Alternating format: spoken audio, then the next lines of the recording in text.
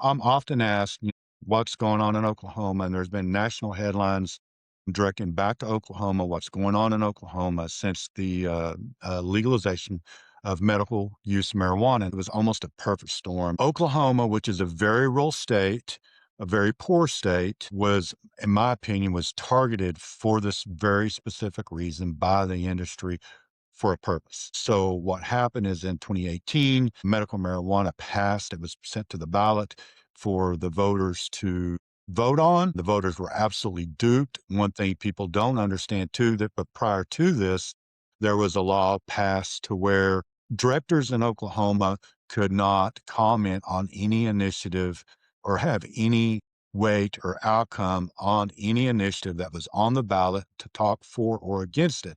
So it actually handcuffed people like me that couldn't talk about this. Now, in 2018, I wasn't the director of OBN. I was operating a drug and violent crime task force here in Oklahoma. So I was very much aware of what was going on. And I've spent over 30 years, almost 35 years, with over 30 years in drugs and violent crimes. So what happened was really public safety couldn't really even expand on or expound on what was going on with this initiative. So this bill and this law was wrote by the industry, which is problematic. Number one, never let the industry write the bill. So what happened was Oklahoma came up with the most liberal marijuana laws in the nation, and it was deemed medical, nothing medical about it. So what the voters were told, and they didn't do the research, but what the voters were told this would help kids who had seizures, this would help senior citizens who are on all this medication would be able to get off this medication by having access to medical marijuana. Once again, totally not true.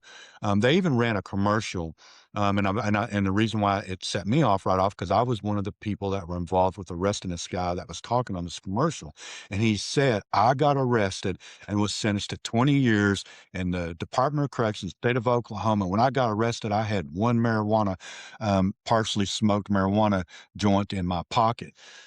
Well, that's true. He did have a partially smoked marijuana joint in his pocket, but what the industry and what this commercial negated and left out that what he was actually arrested for was raping a 11-year-old girl.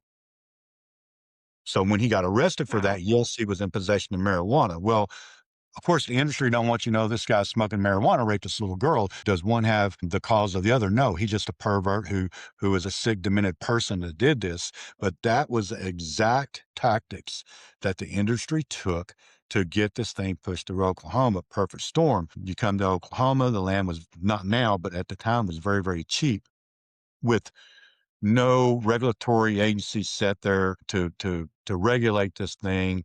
OMMA was created overnight, so it couldn't even regulate this thing. And then the land is cheap, very little resources, very little law enforcement. You opened up Pandora's box for the transnational criminal organizations, not just the Chinese transnationals. We've seen Bulgarian, Russian, anything that you can think of that's a transnational criminal came to Oklahoma, set up shop, but it was predominantly operated and still is by Chinese nationals. But with that comes all the crimes with any criminal organization. And honestly, the most sophisticated criminal organizations, because of how they do money and operate money and laundering money and is the Chinese. So the Chinese criminal organizations actually do the laundering for the cartel. They're very, very good at this.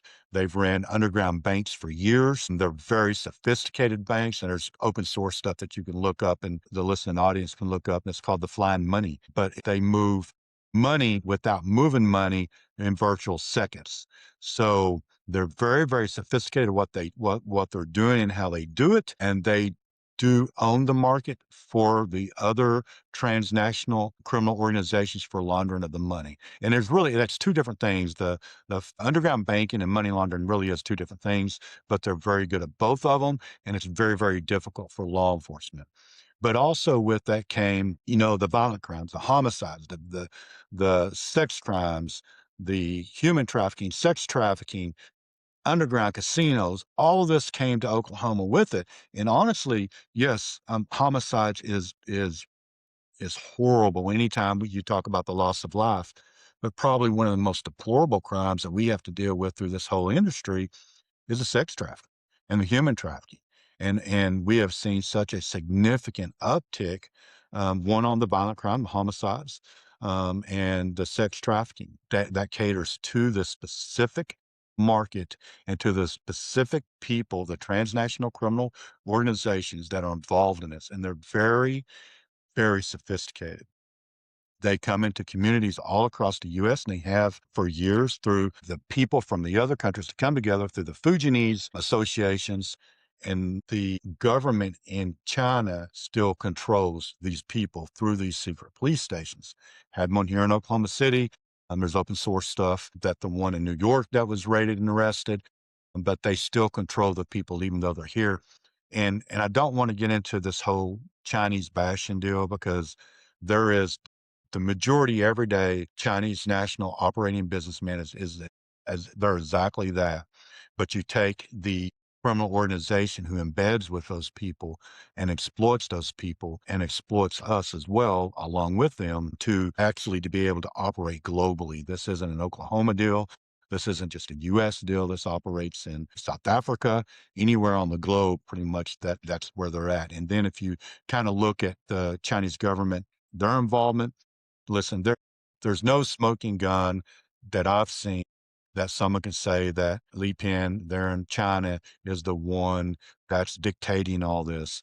But there is so much evidence that and probable cause to believe that the CCP is not only aware, but they're involved and they finance a lot of these organizations.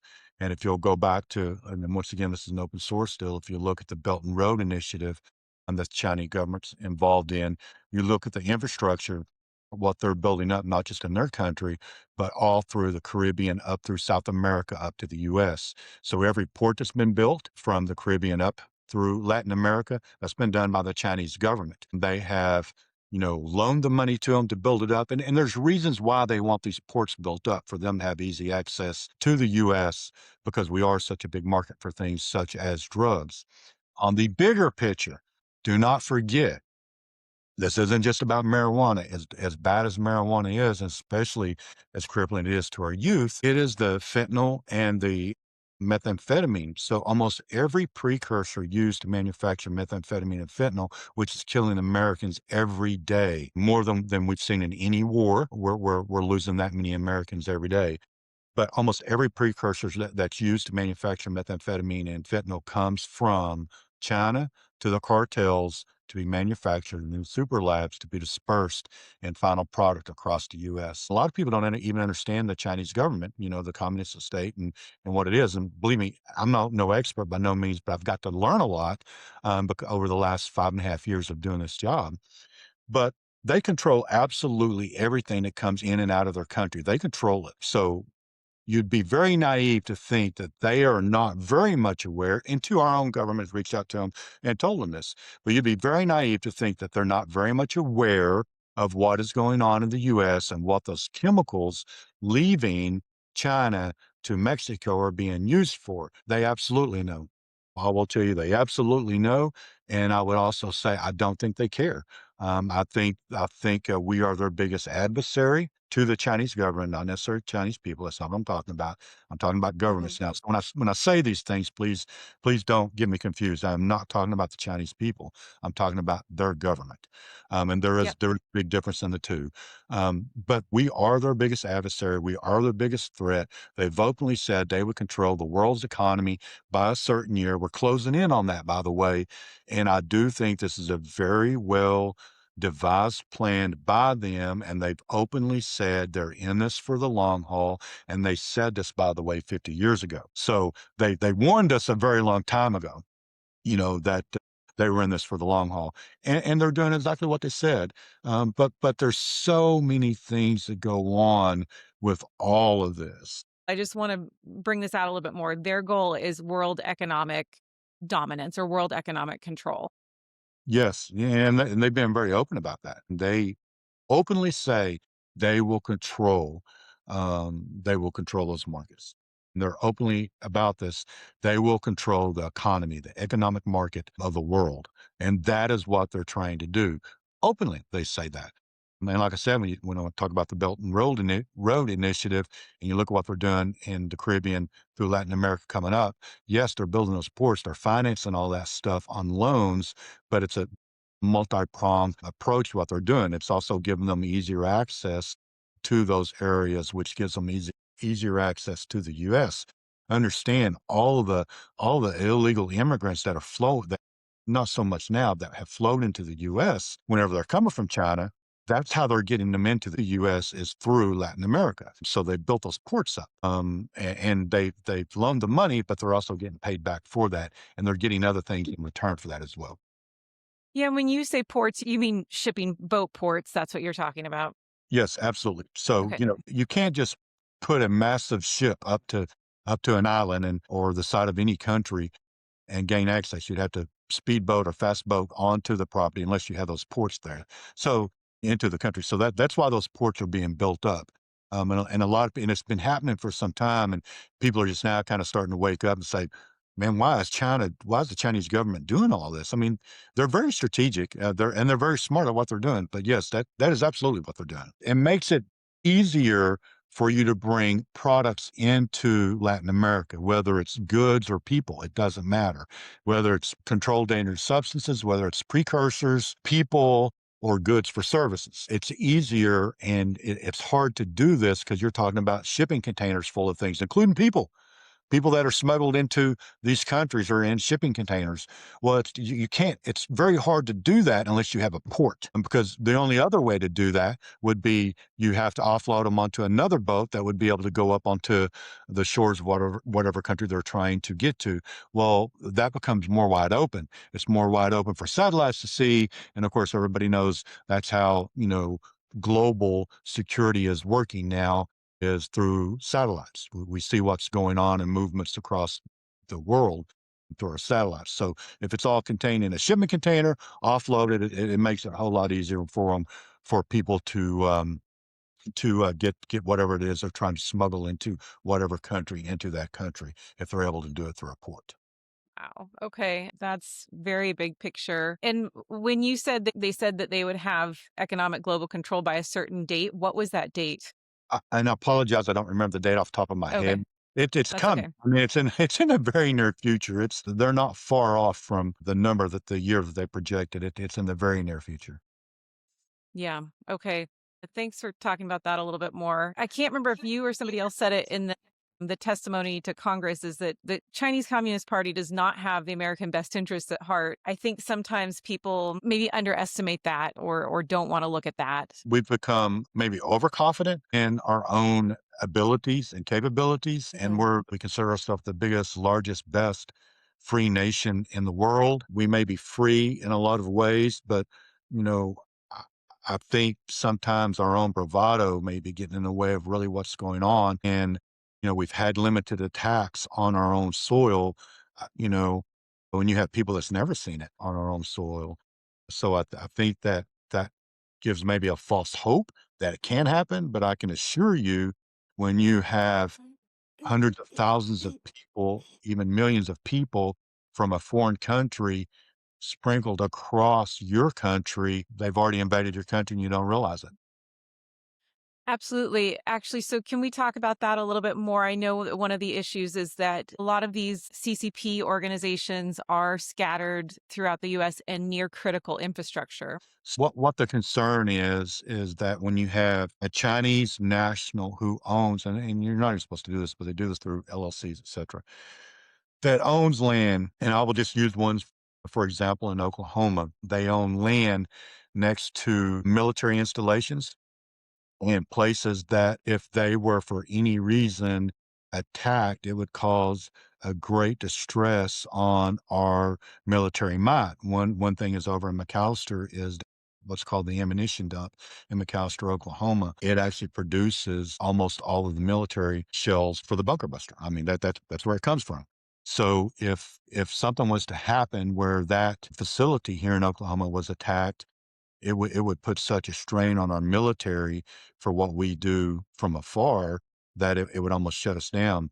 And the problem is was a Chinese national owned marijuana grow that butted up to that property. And we got called from the Department of Defense and other agencies about this because the foreign nationals that were doing this grow were flying drones over that property, which you're not even supposed to do.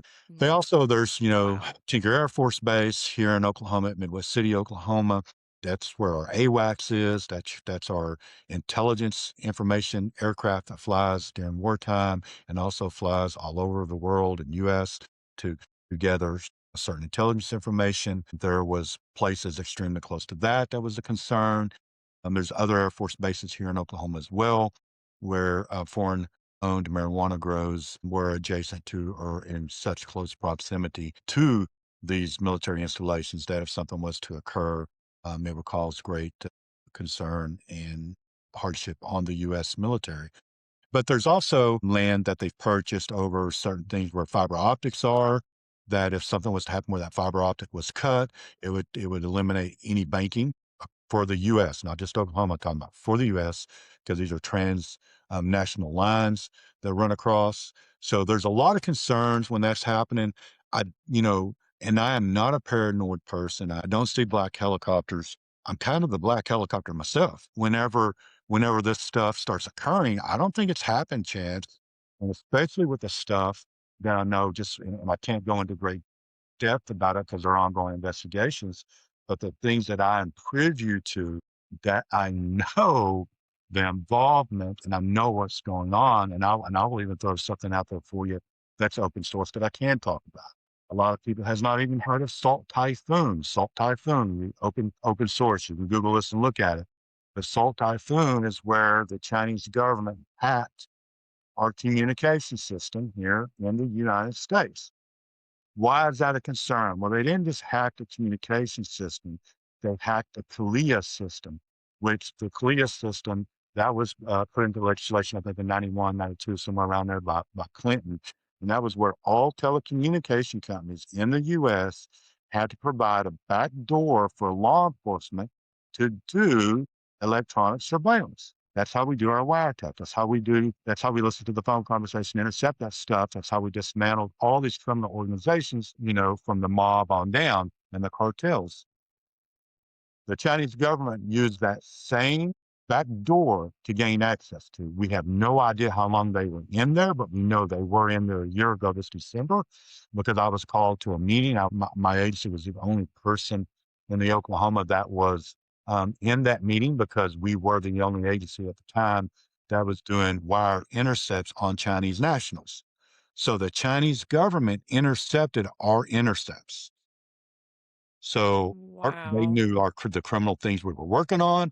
They knew the people we were targeting because of the pins and the registers and the wire intercepts that we were doing. Why does the Chinese government care about what I'm doing?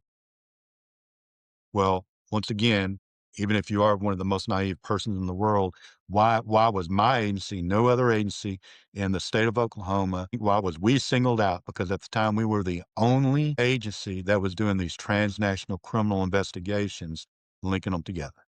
That's why. Convinced me no other way. So anytime I'm on the phone and I'm having a conversation now, including my agents who do these investigations every day, we do not say something on the phone that we do not care that it is listened to because we have the understanding that it's probably being listened to. Wow. And so when you say that they intercepted your interceptor, I can't remember the language you used. You're talking about specifically the state of Oklahoma, or are you talking about nationally in the US? They did national. They did it Okay. nat It was just my agency was the only agency that was affected through Salt Typhoon, and that's simply because we were doing intercepts on Chinese nationals. We were in we were intercepting telecommunication between drug organizations that were Chinese nationals. So they in turn, the government intercepted our intercepts so they would know who we were looking at.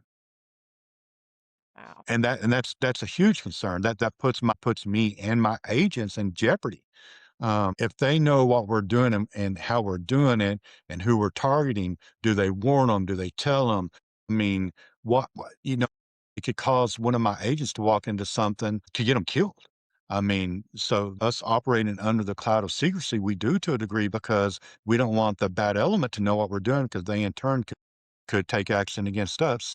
And the element of surprise is always to our advantage, or we thought it was. It's not no more, obviously, but that's actually what preserves our life, our integrity, the integrity of those investigations. But now we know the integrity of those investigations weren't jeopardized and have been jeopardized. And I will give you an example of the thing that happened. There was a foreign national. We was part of a big operation we was doing called Wedding Cake. And you always give these big operations a name, and the Wedding Cake name come from an actual strain of marijuana called Wedding Cake that they were selling, operated by foreign nationals, Chinese foreign nationals. So we finished the intercept up. We was going to take everything down the next day. We sent everybody home at a decent hour, like between 8 and 10 o'clock of the evening, so they get rest. We're going to turn around at 4 o'clock in the morning to start hitting these things at 6 o'clock in the morning, because once again, you want the element of surprise. So our folks came in, around 3:30 in the morning, started pulling up all of our apparatuses, started checking all of our GPS, everything that we got out there. And one of our main targets was very concerning. The agents called me at home, said, "Hey, Director, we got to let you know one of our main targets, it appears his vehicle is sitting in a mall in Shawnee. That's extremely concerning, and his phone is off."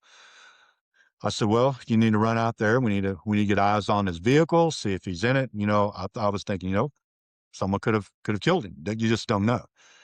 So they go and they watch the vehicle. They don't see anything. They don't see no movement. They only see like the windows fogged up. So they walk by the vehicle, put their hand on the vehicle, and it's cool to the touch, so they know it's been there. So they go ahead and look in the vehicle because it's in this parking lot at a mall in Shawnee, Oklahoma, and they see our target's phone sitting on the console of his vehicle. Now we're really concerned, because now we know, or we think, how does he know?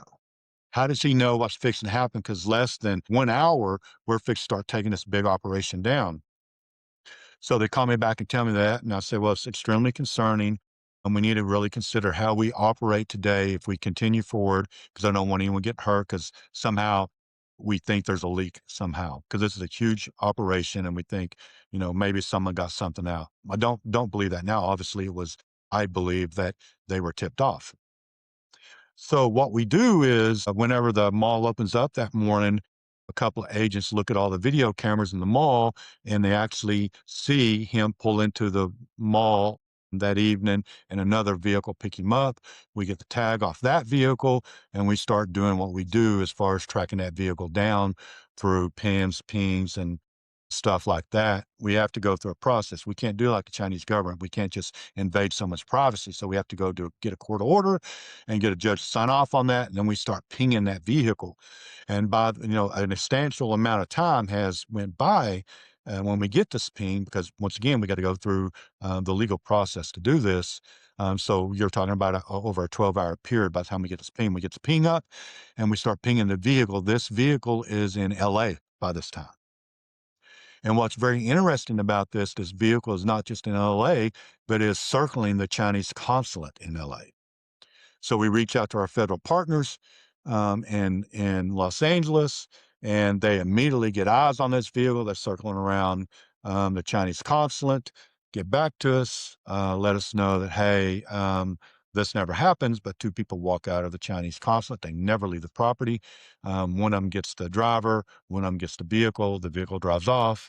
Um, and the former driver goes in with the other person at the Chinese consulate, and they sit on this for days, never see the guy leave.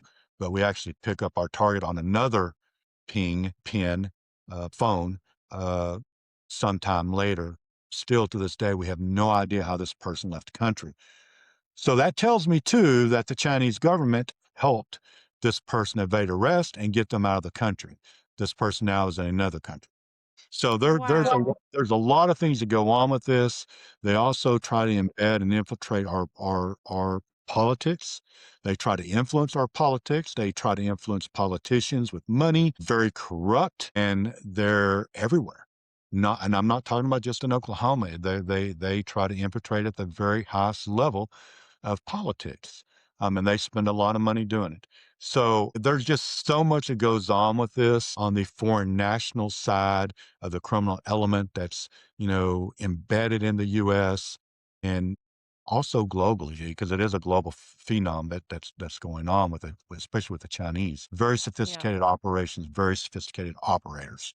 I want to make sure that we have some information about specifically how these grows are operating in Oklahoma because I think the specifics and how it looks on the ground helps people to understand the whole thing. You mentioned there in your testimony there's this network of oh, well there's shell corporations and they have assistance from attorneys and realtors. Can you just talk about the sophistication of their operation and what that looks like and how they're operating? Yeah, so and it is very sophisticated, and what they did, they got with some attorneys in Oklahoma, and they devised a plan that they thought was legal. And listen, I fought back and forth with these attorneys, telling them it's not legal. It's the same thing as doing a straw purchase on a firearm. No difference. This is still a CDS, a controlled dangerous substance.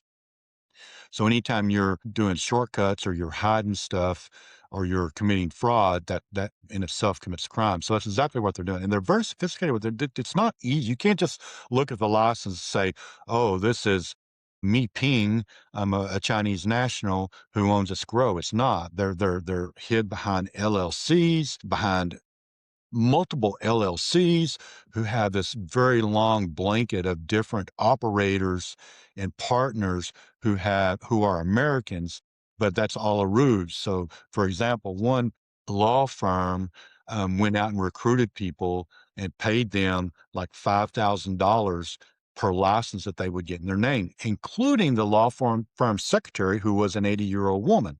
And that's fraud. So when you do that, that's fraud because you're saying that you're getting this and you're a partial owner in this, and they was never a partial owner. They were just paid a fee to get the license in their name because of the foreign national couldn't do this.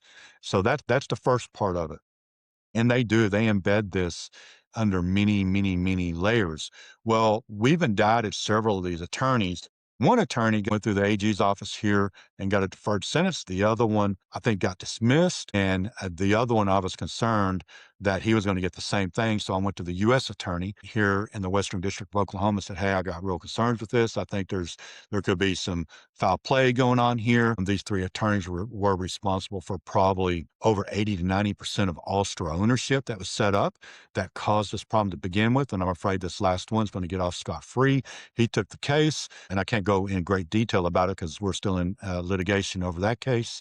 And I think we'll have an outcome here pretty soon. It'll probably be the first one actually gets a prison sentence. That's because I took it to the feds to prosecute it.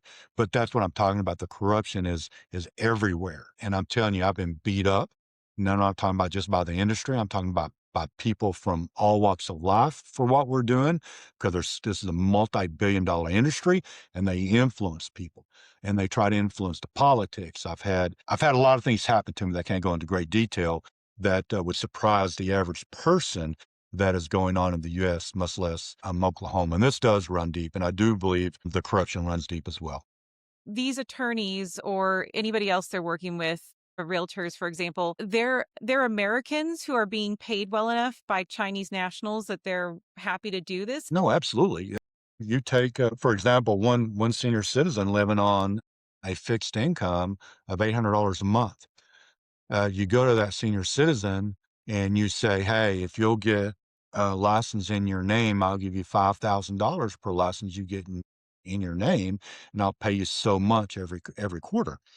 Well, if I got 180 of those licensed in my name, that's a lot of money for that senior citizen on the fixed income. Once again, the root of all evil is the money, and that's what drives this thing. And that's how they do it. And they've also went, just like buying this land, and they went to landowners and homeowners and paid 3 or 4 times above the market value in cash to get the deal done. And that's why our land prices have went through the roof here. I think it's went up over something. I don't remember the percent, but it's an astronomical percent what our land prices went up here in Oklahoma, and that is because of the marijuana. I mean, that is why the land properties went up because they pay these phenomenal, astronomical prices for this land so they can grow their marijuana. And when we talk about these farms, it's hard for people to understand. We're talking about many acres. Some of these are 80 acres that can grow 30, 40, 50,000 plants at a time. Once again, we're overproducing. In 2024, we know that we produced 32 times more marijuana than our market in the state of Oklahoma even required. Also understand this marijuana is not supposed to leave the state of Oklahoma. So the market isn't in Oklahoma. The market is outside Oklahoma. And to tell you the significance of it, you look at Oklahoma versus Colorado. Oklahoma's 4 million people. Colorado's about 5.8 million people, considerably bigger than the state of Oklahoma. But we have 12 times as many licensed medical marijuana growers than the state of Colorado. And we're just medical. They're recreational and medical. So that tells you we're producing way Wow. more marijuana than that's needed for this market. And what happens with that marijuana? Can you talk about some of the barriers to enforcement? For example, I understand, they're using WeChat, which you can't monitor. So, this is one thing I testified to Congress is our Telecommunication Act does need to be updated. It's very outdated. So WeChat is a private platform that they use to communicate. We can't intercept those, and they know that. They know we can't listen to them. So they've went to WeChat, and all their communication predominantly is on WeChat. But they don't just use it to talk and communicate to do their nefarious activities. They also use it for banking, et cetera, et cetera. I specifically said and request that we pass legislation to where any platform that is encrypted, they have to abide by the same Telecommunication Act as the telecommunication companies have to abide by. And if they don't abide by that, if that app does not abide by that, they should not be allowed in the United States. This is what criminal organizations have went to. This is how we're having hits that are being called from prisons to other states and even other countries is from these platforms. People are being killed by this. People are being trafficked through these platforms. Almost all nefarious activity by these criminal organizations, that's how it's being operated. So we have to take a stand at the federal legislative level to eliminate this. And also all of the your porn and everything else that's going through your child pornography, they're going through these same platforms. And unless you get the bad person's phone, you're never able to get to the root of that evil. So if we're going to allow these platforms to operate, we need to do something legislatively at that federal level, in my opinion. And I know people talk about, oh, we got all this overreach of government, this. And listen, I'm telling you, we have to jump through hoops to do this. And you have to have an extensive amount of evidence to even get a telecommunication intercept. Same theory, do it the same way. I'm not saying give law enforcement an open book because it's been abused as well. Make us do the same thing. Make us show the probable cause of why we want this intercept. That's not overreach of government. That is actually protecting your citizens. And if law enforcement abuses it for any reason, just like you do with the Telecommunication Act, you punish them for it. But I will tell you this, you have to be very sophisticated operator to even intercept intercepts. Not just any willy-nilly law enforcement agency can even do an intercept. You have to invest in an astronomical amount of money through technology to even be able to do this, and you have to have a degree of expertise to do it. So it's not a simple thing to do even for law enforcement. So there's not this overreach of government because I don't even want overreach of government. Don't get me wrong. I do not want any overreach of government. I do not want you to make it easier for law enforcement, but I'm telling you, you have to give law enforcement the tools and the accessibility to do this because the other things go along with this, and that is your domestic terrorism and the terrorism by foreign countries. They use these same platforms to communicate within the U.S. And if we don't get where we can intercept these communications, you will see things in the very near future look a lot different. We got to be able to give law enforcement the resources, the technology, the capability to do these intercept, to dismantle these transnational organizations, whether it's drugs, whether it's domestic or international terrorism, but also understand, I'm an older guy, obviously, I'm in my 50s. I remember when Ronald Reagan was putting these commercials out, if you buy drugs, you're supporting terrorism. Have we forgot about that? That's a fact. If you are purchasing drugs, whether you realize or not, some way, somehow, you are supporting terrorism financially because these same organizations sell narcotics and people to further their cause. They're involved in these trades. So, and I know I'm talking bigger picture for people, but it's the truth. I mean, it's what's going on, and it's been going on for some time.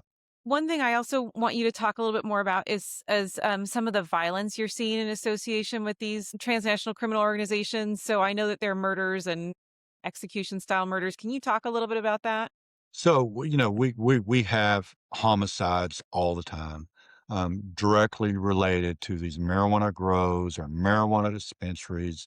One of the ones that made national headlines, there's several that have, but one of them that made national headlines was a quadruple homicide in Kingfisher County here in Oklahoma, where a notorious Chinese national is a gang member. Um, came in, put people down on their knees, executed people, four of them. One of them did survive to tell the story about what happened. But we've seen a lot of that. I mean, there is a lot of violence involved in these people. We've had drive-by shootings in Oklahoma City that was specifically related to Chinese transnational criminal on Chinese transnational criminal at the Fujianese Association, where we talk about the secret police stations at that very location here in Oklahoma. And we've seen and it's not just the transnationals. I mean, it's just a violent um, organization. You have the criminal element who were criminals before this become legally medically in 2018.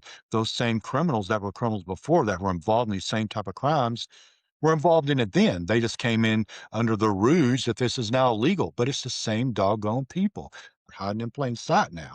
We gave them the tool to come out of the dark into the plain sight, and we made it more difficult for law enforcement to even work these cases. Is it difficult because of the Oklahoma laws to tell if it's a legal grow or an illegal grow? Yeah, so once again, what makes it illegal is if it's done under fraud and you gotta I mean, these are very complex investigations to even get to the bottom of it. So I mean it takes a long time to even figure out that this is a straw ownership. So yeah, I mean they're very sophisticated in what they did and how they done this. So really what makes it illegal was the license obtained under fraud. That's one thing. The other thing, and this is the majority of what's going on, is it's supposed to be grown and produced and only distributed within the borders of Oklahoma. It's not supposed to leave the state of Oklahoma. So you also got to prove that it's leaving the state of Oklahoma. So yes, it is very complicated to make these cases. And your typical conspiracy case takes usually typically around 2 to 3 years. We're doing these conspiracy cases between 6 months and a year. Some of the bigger ones it takes 8 months to a year. But they're very taxing on my agency. We're not what a lot of people think are big agencies. I wouldn't say that we're a big state agency. Have probably altogether, I'm talking about throughout the whole state, approximately 130 agents, but that's not 130 agents investigating marijuana. That's 130 agents investigating all controlled dangerous substances and human trafficking. We only have about 30 agents that are investigating marijuana and the illegal activity with these foreign nationals, and that's not a lot. So just to say that we've been overwhelmed with it, that's an understatement. And also understand, I'm not a state agency that's appropriated a lot of dollars out of my $50 million budget. I'm only appropriated $3 million. We come up with the rest. So we're not appropriated a lot of money to even do this with. So it's been very taxing on my agency. This is also very hard work because whenever you come to the fruition of the investigation, you now become a farmer. You go out with a machete and you cut down 30,000 plants. And I don't know if anyone's ever done this before, but it's very taxing. It's very hard work. And also understand my guys that work here, we're a little bit different. Even to be an employee, to be an agent here, you have to have a bachelor's degree, you have to pass an extensive background investigation, and you have to pass a physical investigation. I promise you, these guys didn't go to college 4 years and get a degree to cut down marijuana every day and to cut down 40,000 plants a day. It's so taxing on them. Our injuries have went through the roof, whether it's being electrocuted. Had one guy get one of the stabs on these plants go and poke him in his eye, almost poke his eye out. We've had several back injuries, several knee injuries. I mean, we're the bandaged, wounded, walking marijuana enforcement team here right now. There's hurt and beat up doing this for the last 4 years. I know in California they have an issue with when they approach the grows or they go to apprehend them, they're really heavily armed. Do you have trouble with your encountering grows with that are heavily armed? you're not heavily armed enough to deal with them? Yeah, absolutely. I mean, every one of them's heavily armed, and that's another thing. There's so much planning, what's called raid planning, that go into these operations today that we're taking these down, and we do 2 or 3 a week. We do 2 or 3 of these a week, every week. So there's a lot of planning that goes into it because we got to be safe. We got to make the right approach. We got to make sure we have ballistic cover. We anticipate receiving fire from the bad guy, and it never fails. You know, they take off running. They're running with guns. I mean, and they're becoming more aggressive to us as well. So they're very dangerous operations on the day that we take these things down. Knock on wood, we've been very fortunate. I do think it's because we do so much planning going into this thing, and we do extensive planning on these raid and these takedowns. So we've been very fortunate that we haven't been into a shootout, and we've came very, very close. And we have encountered the people who, if it wasn't just from the absolute surprise of attack on us, we would have ended up into a gun battle because they've actually pulled the gun and thought about it. We came very near to use of forces, fatal use of forces on these grows. So they are very dangerous, and we do have to take a very systematic approach to it on the day that we're taking these down, because these are people who will cause you harm if you give them 1 inch, and they will take advantage of that. So a lot goes into this. They're very impressive on the day of the operation when they're taken down because it looks like a small military operation. There's a lot that goes into this, and it is very, very taxing on our organization. Do you wanna give, like, a quick 1 or 2-minute snippet on what it's doing to Oklahoma's youth? I wish we had more time for that, but that was Yes, something you brought up at the absolutely. beginning. Absolutely. So, understand, like I said, we produce 32 times more marijuana than we use. I will tell you, prior to the legalization of medical marijuana in the state of Oklahoma, Oklahoma was very good on our youth use of marijuana. We ranked 43rd in the nation prior to the legalization. I will tell you, in 2022, we was at number 3. We were 3rd in the nation. So for the states that are doing this, you have to understand, you're telling your youth that this is medicine. This is a medical product. We went from 43rd to 3 in the nation. Also, I will tell you, in 2023, across the nation, the youth use of marijuana was seeing a decline, but Oklahoma was rising. We were rising. And we've seen all the other things that go along with that. The calls to the Poison Control Center here in Oklahoma, we saw a 2,529% increase in the calls to the Poison Control Center for the ages of 0 to 5 years old. That's from an infant to 5. And you say, how in the world does an infant get a hold of any marijuana product? One, look at how this is marketed. It's like gummies and Skittles and other candy. And so you have these infants and these 5-year olds who are being poisoned by this as well. And you have to admit that's a little bit of a parenting problem. That's how that happens, because an infant and a 5-year-old isn't going out purchasing a marijuana product. And those numbers went up for every age group, by the way. And then, you look at what's happened to our fatal traffic accidents here in Oklahoma. There was a 327% increase in the number of cases in Oklahoma that tested positive for the active ingredient in marijuana from 2019 to 2023. 327% increase. So that tells you, in our traffic accidents, the number one cause is marijuana products. In 2023, THC was the top drug detected in traffic death investigations. And that's our latest data. We'll get more data from 24 here pretty soon. But that is the number one, not alcohol. The industry wants to turn this around and say, what about alcohol? Well, none of it's good for you. Don't get me wrong. And neither is pharmaceuticals. If you're driving impaired, you're driving impaired. But in Oklahoma, you look how this has devastated our state, from our youth to the fatal traffic accidents in the state of Oklahoma. The number one drug, marijuana.